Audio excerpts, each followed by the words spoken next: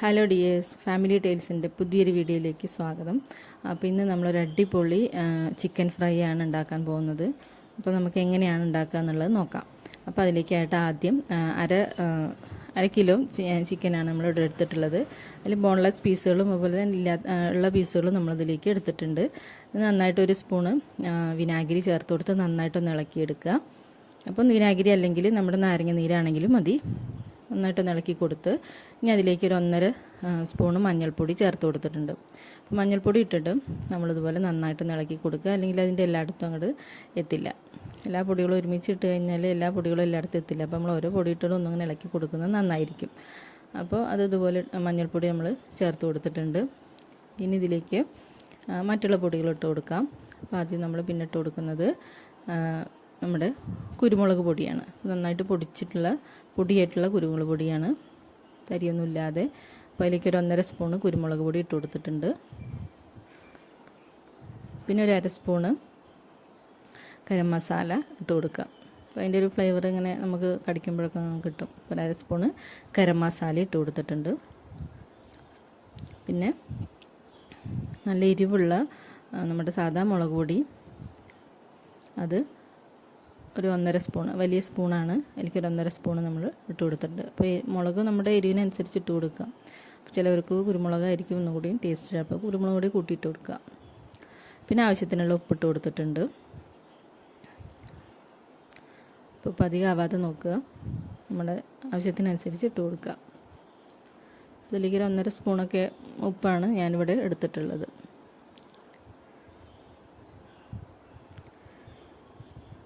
പിന്നെ ഞാൻ നമ്മുടെ എരിവുള്ള മുളക് പൊടിക്ക് പുറമേ 1 സ്പൂണ് കാശ്മീരി ചില്ലി പൗഡർ കൂടെ ചേർത്തിട്ടുണ്ട്. അപ്പോൾ നമുക്ക് നല്ലൊരു കളറ് കിട്ടും.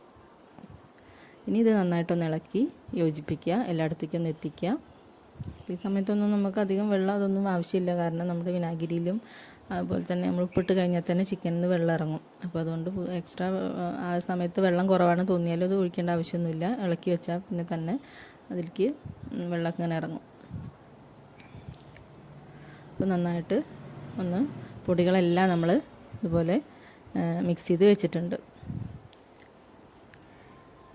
ഇനി അതിലേക്ക് വെളുത്തുള്ളി ഇഞ്ചി പേസ്റ്റ്, അപ്പോൾ അതിലേക്ക് ഞാൻ കുറച്ച് കാന്താരി കൂടി ചേർത്തിട്ടുണ്ട്. കാന്താരി നമുക്ക് ഇഷ്ടമാണെങ്കിൽ ചേർക്കാം, ആ ഒരു ടേസ്റ്റ് ഇതൊക്കെ ഒന്നും കൂടി നന്നായിരിക്കും.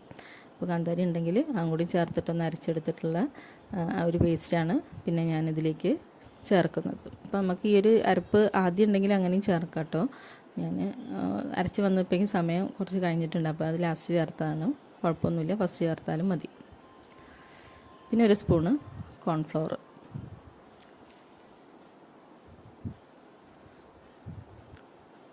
ഒരു സ്പൂണ് അല്ലെങ്കിൽ 1.5 സ്പൂണോളം കോൺഫ്ലവർ നമ്മളിതിലേക്ക് ചേർത്ത് കൊടുക്കുക.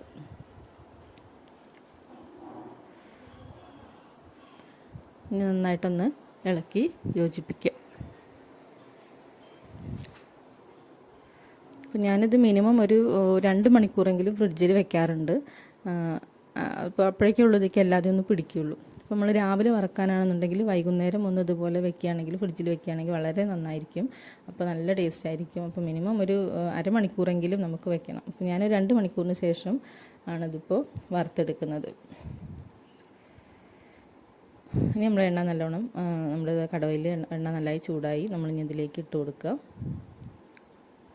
അപ്പോൾ തീ കുറച്ച് വെക്കായിരിക്കും നല്ലത്, അല്ലെങ്കിൽ പെട്ടെന്ന് അങ്ങോട്ട് കരിഞ്ഞു പോകും. അപ്പോൾ കുറഞ്ഞ തീയിലിങ്ങനെ കുറച്ച് നേരം കടന്ന് അതിങ്ങനെ ഫ്രൈ ആക്കി എടുക്കുകയായിരിക്കും ടേസ്റ്റി ആയിട്ടുള്ളത്, അല്ലെങ്കിൽ വളരെ അങ്ങോട്ട് ഡ്രൈ ആയി പോകും. അപ്പോൾ അങ്ങനെ ഇല്ലായിരിക്കാൻ വേണ്ടിയിട്ട് 10 മിനിറ്റ് കഴിയുമ്പോഴേക്കും ഏതാണ്ട് നമുക്ക് മറിച്ചിടാനാകും. ഓരോ പീസായിട്ട് നമുക്കിതുപോലെ മറിച്ചിട്ട് കൊടുക്കാം. പിന്നെ മറിച്ചിട്ടതിന് ശേഷം ഞാൻ കുറച്ച് കറിവേപ്പില ഇട്ടിട്ടുണ്ട്. ആദ്യം തന്നെ കറിവേപ്പില ഇട്ട് കഴിഞ്ഞാൽ കറിവേപ്പില ലാസ്റ്റ് നമ്മൾ എടുക്കുമ്പോഴേക്കും ആകെ കരിഞ്ഞൊരു ഭാഗത്തേക്കാവും. അപ്പോൾ നമ്മളിങ്ങനെ ഇട്ട് കൊടുക്കുകയായിരിക്കും ഒന്നുകൂടി നല്ലത്. അപ്പോൾ കറിവേപ്പില ഇട്ട് കൊടുത്തിട്ടുണ്ട്. അപ്പോൾ നമ്മുടെ ചിക്കൻ ഏതാണ്ട് ഫ്രൈ ആയി വന്നിട്ടുണ്ട്. നമ്മൾ കോരിയെടുത്ത് നമ്മുടെ പ്ലേറ്റിലേക്ക് മാറ്റാം. അപ്പോൾ ഇത്രയാകുമ്പോഴേക്കും നമ്മുടെ അടിപൊളി ചിക്കൻ ഫ്രൈ റെഡി ആയിട്ടുണ്ടാവും. അപ്പോൾ വീഡിയോ ഇഷ്ടമെങ്കിൽ ലൈക്ക് ചെയ്യുക, സബ്സ്ക്രൈബ് ചെയ്യുക. Thank you.